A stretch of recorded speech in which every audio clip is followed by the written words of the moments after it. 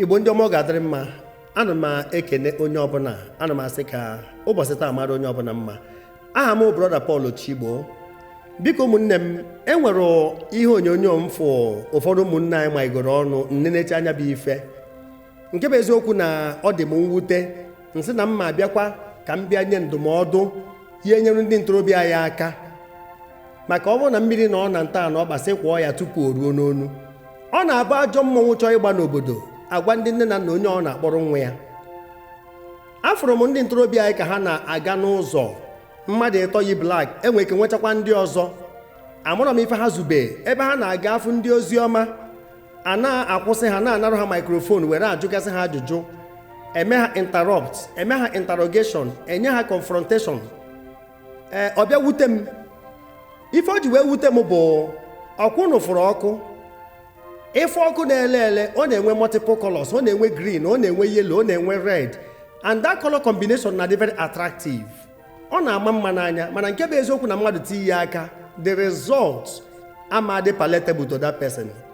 Onye ahụ ama like the result at all. Ife ndị ntorobịa anyị na-eme adịrọ mma. Nye ka njisi ka m kpọọ ife ọjọọ afa ka ifere mee ya. Ndị a na-agbagharị na-ekwu na eji Christianity wee metọọ ala Igbo, eji wee marụ n'ala Igbo. Achọrọ m iju unu biko, kedu onye n'ime unu emebere ife niile ahụ eji wee metọọ ala Igbo? Ka anyị marụgodo. Unu chekie ka ife unu gbakọ ka ife eji wee metọsị ala Igbo. Ọ bụrụ ife dị ka akwamiko, mmadụ ibu nwunye mmadụ, mmadụ izu ori, weda na esi n'ego onyinye wee zuo ori, ma ọ na ife gbasara ụka ma ọ na omenala ụdị ọsọ nya bụrụ. Ọ bụrụ ha na unu bụ ndị ntorobịa ka ha rabụ ndị na-eme ife a, na unu enwebere ife niile abụ ife arụ nke unu mere. Ana m asị ka ana Igbo chekwa unu, ka ọfọ ana Igbo chekwa unu.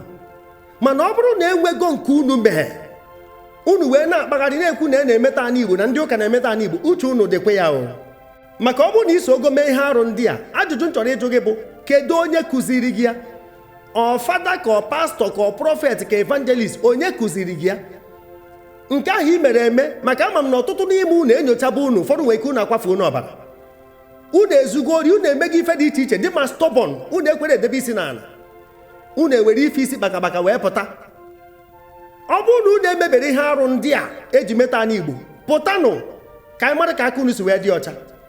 Maka onwe onye kụziri gị anụ, whether na pastor or reverend, whosoever the person is, onye a bụ an agent of evil. Onye ọ na-akụziri gị ife ọjọọ si gị mebia, onye a bụ agent of evil. Gị nwa akụziri ya akụziri, ọ na ị nwere uche, ọ na ịmara ife dị iche na capital B na ọkpa efi, ọ na ịmara ife dị iche n'aka nri na aka ekpe. Ama m ife m ji ekwu ife a maka na ofu ndị akụrụ dundum n'ime ọfịa pụtakwa n'ụzọ na-etikere ndị na-akụrụ. Unu nwa bụ ndị bịa metọsị ụlọ ụka, bịa metọsị adine ma nwaanyị, megasị ife arụ mana ọta ọkụ unu nwa gbapụta na-ekwu na ụka eme alụ na ndị ụka emebie obodo. Aka nwekwa ụfọdụ ka fụkwa n'ime ụlọ ụka, ha nwa ka m na-agba ọkụ maka ịgbara anụ ọkụ ebe ọchịchị dị, ọchịchị enye efe. Onye ka m ji na-eketa ma ụfọdụ ndị ozi ọma enwere onye rapụrụ ife m pịara awọ ka m na-apịa mbala. Mana ọkwụnụfụ crazy method a unu chọrọ iji debe ahụ unu na-achọ idozi ala Igbo, o ya eproduzukwa crazy result. Ọkwa garbage in garbage out. Uche unu dịkwa ya. Adọna m aka na ntị ugboro ugboro gwa ndị ntorobịa anyị, rapụnụ aka unu ji na ife anyị akpa wee dozie ala Igbo. Ịdị n'otu ndị ntorobịa ndị Igbo ya enyegodo aka. Onye ọ na-were okpukperechi ya debe n'akụkụ, ekwugo m ya. Unu na-asị na ndị ụka metọrọ ala Igbo. Ọ bụrụ na onwe onye mere arụ kịta wee sị na o so na omenala bụ eziokwu na ndụ, ka omenala bụ ụzọ eziokwu, unu ya ekweta na unu na ya ma, unu ya eme identify with that person. Ọkwa unu ya agọchakọrọ onwe unu na unu adịghị eme ife dị otu a ka ọ dị n'ụka. Maka arụ niile ala Igbo na-asọ nsọ, okwukwe anyị nwere na Kraịst, okpukperechi nke Kraịst na-asọ ya nsọ. Ka ezi ife a na-akọ nya ka mmadụ ya apụta na-akpagharị, ọ bụrụ sọsọ onye na-ezi ozi ọma ka ị na-achọ. Ajụọ ya ife onye a mere kịta ịpụta ịkọ ọkụ ya. Ife unu na-eme jee jụkwa na eni lọya na Mr. Mathias Ezeaku jee nata ọkwa ofu ife kpatara ya. Esokwa wee yọta ayịyọ, enwe ọtụtụ ndị so wee yọ, mana nke unu ọrịa gburu ala ha ji nweta ala majari. Ife unu na-eme kịta, unu na-eme incite violence, number one count charge. Number 2, violation of fundamental human rights to ndị na-ezi ozi ọma. Nke a bụ second count charge. Number 3, unlawful action against freedom of worship. Jee jụọ every lawyer, unu na-akpakwa ebe ewu si efu, ewu na-akpa n'ụkwa ma anụ ụkwa na-etigbu ewu, uche unu dị ya. Onye ọnwụ na-ajụ ụnụ ọma anụ ọgụ ya arụkwa n'aka. Unu sị na Jesus of America ka ndị ụka na-ekperụ. Jesus, enwe so many Jesuses, ana m ekwu ya. Enwe Jesus of Oyimbo, enwe Jesus of Ogbunike, enwe Jesus of different Jesuses, ma nke na-agba bọọlụ. Ha nche niile bụ Jesus. Mana unu amarọ Jesus Christ of Nazareth. Unu ekwerọkwa na-ege ntị ka akụziere unu. Unu na-awagharị ekpuru ka nwa mgbada. Unu achọrọ ka akụziere unu jụ. Afụna m so many native doctors na-akọwa ife gbasara akwụkwọ nsọ ndị ekwu ya na enwero native doctor nwe what it takes to interpret the scriptures. Enwero, not even a single person. Ọ bụrụ ife ha na-enwe argumentative mentality, ọ bụrụ ife a ka eji akọwa akwụkwọ nsọ, ọ mmụọ nsọ Chineke na-enye aka akọwa akwụkwọ nsọ, ịghọta ya n'ozuzu oke. Ma unu nwa na-akpagharị na-ekwu ife a, anyị enyocha aka unu ncha niile ka anyị marụ track record unu, ka anyị marụ your antecedent, ka anyị marụ ndị debere ala Igbo n'ọnọdụ ọnụ. Na ọ bụrụ onye ọ na-apụta ọ na-ekwu, anyị na-ekwu ka Igbo jikọọ ọnụ, unu na-etinye ọgba aghara. Ị na-achọ ịgwa m na ebe ị nọ gị nwa na-apụta enye mkpọtụ a? Ọ bụrụ na moto gị mebie ijeru, ọ bụrụ na onye kwee na Kraịst na onye ụka na-achọ ịrụ ya, ọ na imebi ya moto gị, asị gị na onye a the best engineer, ọ na imebuni ya. Ebuje gị ụlọ ọgwụ, ife niile unu na-akwụgharị. Ọ bụrụ na the best doctor or the surgeon that will operate on you na onye ụka, ị ajụ na ọma metụ gị aka. Ọ bụrụ na ife ndị ka ị na-eji igo n'afịa, ọ bụrụ na ndị na-ele ife ndị ebe a bụ ndị ụka, ọ na ime egosi ife ndị wee rie. A na-agwa unu ndị ntorobịa, unu ya ege ntị ka awụ unu ụkwụ n'ala. Unu na-emekasị emekasị. Ife anyị chọrọ n'ala Igbo bụ ezigbo mmadụ.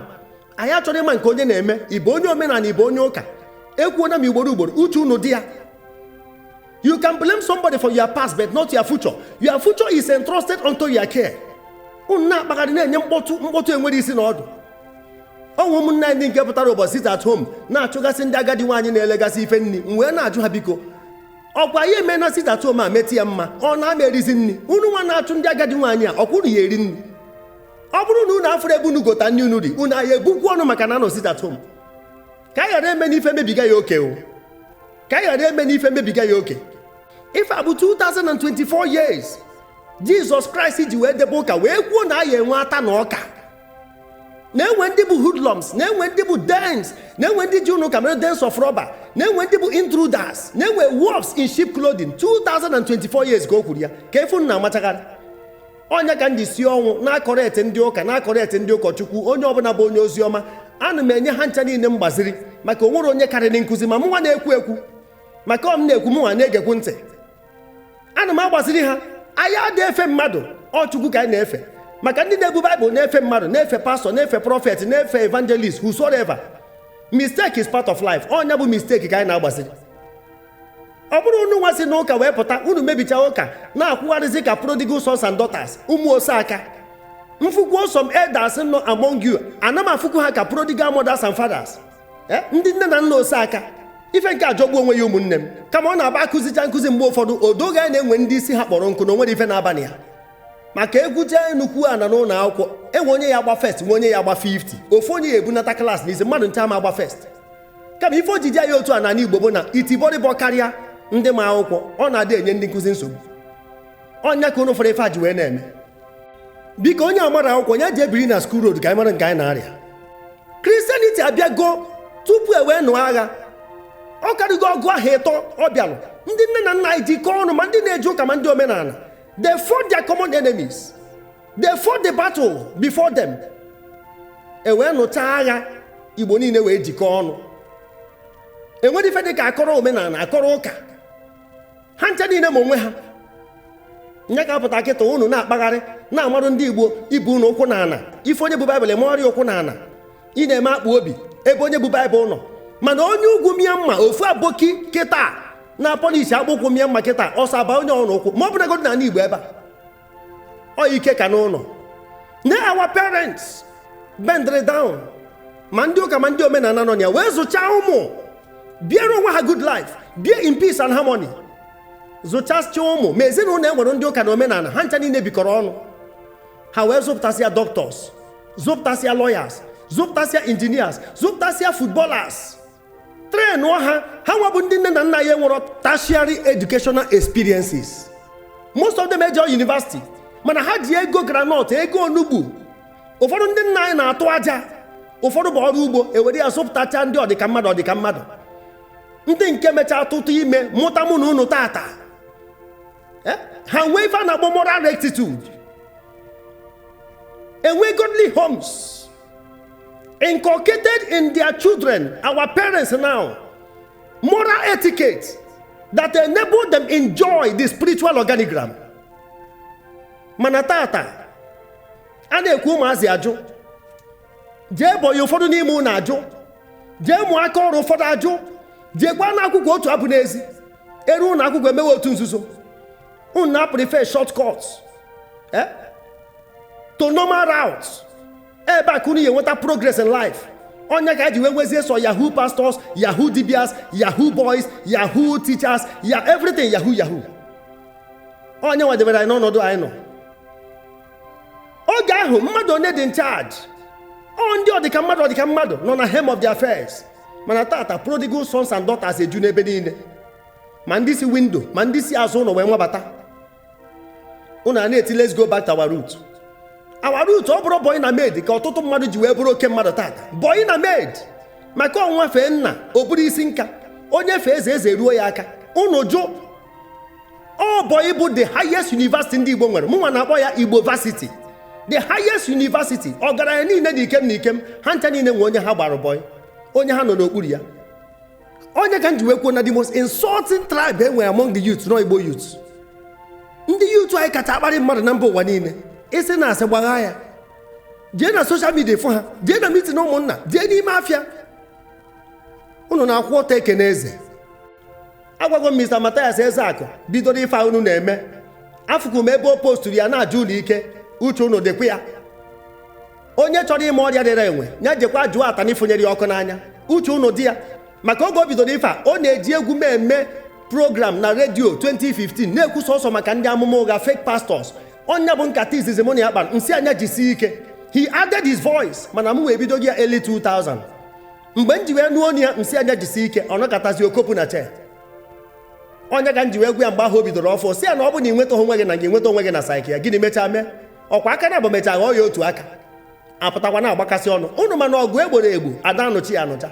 Mana nwata nụọ ọgụ ọ tụọ ya ahụ, ọ ṅaa ya ahụ ka nnu si aṅa agwa. Ụbọchị ọzọ asị ya nụọ ọgụ, maka ọ nwatara ogwu maga na ọjụ anụ. Onye biri ibe ya biri, ọsọ enwe akwụ ụzọ enwe akwụ, ka anyị ghara egbu n'onwe anyị n'ukwu nkwụ onye ọzọ. Let the eagle perch, let the kite perch. Ọ ife nọ na ya. Onye si nwanne ya ebe na ya gosi ebe o ya ebe. O nwere onye anyị Igbo bụ obi nna ya. Onye ọna bụ onye Igbo ebe a be nna gị.